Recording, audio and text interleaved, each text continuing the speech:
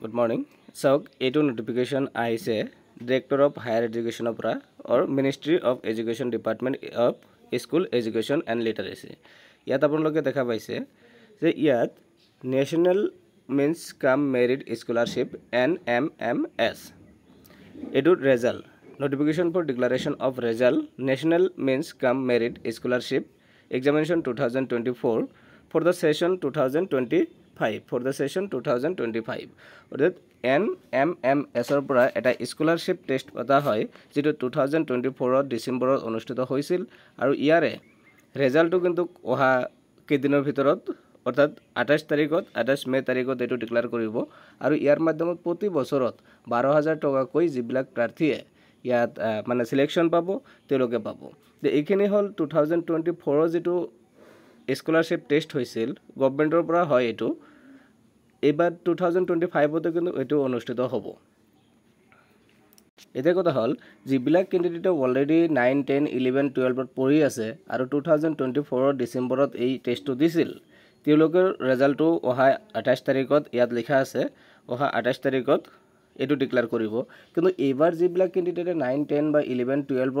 উঠিলে এডমিশন লৈছে তেওঁলোকৰ তো এই টেষ্টটো দিব লাগিব বা আপোনালোকে যদি ভাবিছে দিম তেনেহলে কিন্তু এই নোটিফিকেশন কিনো আমাৰ লগত আছে যে আমি আপোনালোকক দেখুৱাই দিম এই এপ্লিকেশনটো কেতিয়া হ'ব সিলেবাস কি থাকিব পৰীক্ষা প্যাটাৰ্ন কেনেকুৱা হয় ৰিজাল্ট কিমান দিনত হয় গোটেইখিনি ডিটেইলছ ইয়াত আমি দেখাম তাৰ আগত যিবিলাক ক্যান্ডিডেট 2024 ত দিছিল এইখিনি আমি অফিচিয়াল নোটিফিকেশনত কোড পাব ৰিজাল্টটো কেনেকৈ ডাউনলোড কৰিব এই কথাখিনি আপোনালোকৰ লগত শেয়াৰ কৰিম ইয়াত আপোনালোকে দেখা পাইছে যিখিনি NMMS এক্সামিনেশন 2024 হৈছিল 22 ডিসেম্বৰৰ 22 তাৰিখত হৈছিল আৰু ইয়াৰ ৰিজাল্টখিনি ডিক্লেয়াৰ পাব আপোনাৰ 28 মে 2025 12টা বজাত আৰু ৰিজাল্টটো আপোনালোকে চাব পাৰিব বিদ্যাৰ্থী যেটো মোবাইল এপ আছে এই এপছটো ডাউনলোড কৰি ৰোল নাম্বাৰ যেটো দিয়া আছে আপোনালোকৰ বা পাসওয়াৰ্ড ৰেজিষ্ট্ৰেচন যিখিনি দিয়া আছে এইখিনি দি এটো ডাউনলোড কৰি ল'ব পাৰিব আৰু নহলে মাধ্যমিক www.madhyamik.assam.gov.in আৰু নহলে vidyarthi.co.in এটো এপ্লিকেশন সাইটত ভিজিট কৰি আপোনালোকৰ ৰিজাল্টটো চাব পাৰিব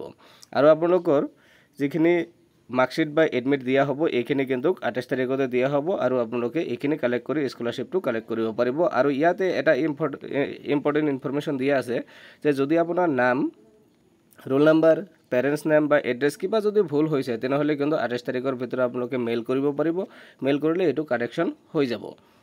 তেনেহলে আপোনালোকৰ স্কলাৰশ্বিপটো পোৱাত কোনো প্ৰবলেম নহব এতিয়া আহিছো 2025 ৰ যি ক্যান্ডিডেট বিলাক আছে অৰ্থাৎ এইবাৰ 2025 ত পৰীক্ষাটো কেতিয়া অনুষ্ঠিত হ'ব ইয়াৰ সিলেবাস কি কেনেকৈ দিব লাগে এই গোটেইখিনি ডিটেইলছ সম্পৰ্কে এতিয়া আপোনালোকে দেখা পাইছে এপ্লিকেশন স্টাৰ্ট 1 আগষ্ট 2024 ত হৈছিল তাৰ মানে এবাৰ 2025 ৰ যিখিনি অফিচিয়াল নোটিফিকেশন এতিয়ালৈকে প্ৰকাশ পোৱা নাই কিন্তু এটো হ'ব এটো সিওৰ আৰু আমি এটো আপোনালোকক কেতিয়া হ'ব কেতিয়া এপ্লিকেশন হ'ব পৰীক্ষা প্যাটাৰ্ন কি গোটেইখিনি ডিটেইলছ আপোনালোকক জনাই দিম কিন্তু আগৰ যেটো 2024 আছিল এই হিচাপত আমি এটা ধাৰণা কৰিব পাৰো এক্সপেক্টেড কি যে লাষ্ট যেটো 24 ত আছিল এটো এপ্লিকেশন স্টার্ট হৈছিল আগষ্টৰ 1 তাৰিখৰ পৰা গতিকে এইবাৰ হল এতিয়া মে চলি আছে গতিকে জুন জুলাইত কিন্তু আপোনালোকৰ নোটিফিকেশনটো অফিচিয়াল আহি যাব আৰু এপ্লিকেশন শেষ হৈছিল নৱেম্বৰত বহুত দিন থাকে এপ্লিকেশনৰ কাৰণে আৰু এডমিট কাৰ্ড ইস্যু হৈছিল এইখিনি এতিয়া ইস্যু এইটো এক্সাম ৰিলেটেড যিখিনি ইনফৰমেশন অফিচিয়াল এপ্লিকেশন কেতিয়া হ'ব আহিলে আমি জনাই দিম তাৰ কাৰণে আমাৰ চেনেলটো সাবস্ক্ৰাইব কৰি ৰাখিব কিন্তু এতিয়া আহো ইয়াৰ সিলেবাসটো কি আছে বা কি পঢ়িব লাগিব আৰু এক্সাম প্যাটাৰ্নটো কেনেকুৱা হয় ইয়াত আপোনালোকে দেখা পাইছে name of the exam national means merit scholarship examination এইটো হিচাপত হ'ব ইয়াত 2025 হ'ব এবাৰৰ তাৰ পিছত ইয়াত আছে name of organization director of secondary education Assam এইটো ডিপাৰ্টমেন্টৰ পৰা এই এক্সামিনেশনটো কন্ডাক্ট কৰে টোটাল সিটস ইন আসাম আছে 2411 এবাৰ হয়তো অলপ বেছি হ'ব তাৰপিছত টাইপ কি হ'ব এক্সাম টাইপ হ'ব আপোনাৰ ৰিটেন টেষ্ট OMR বেস হ'ব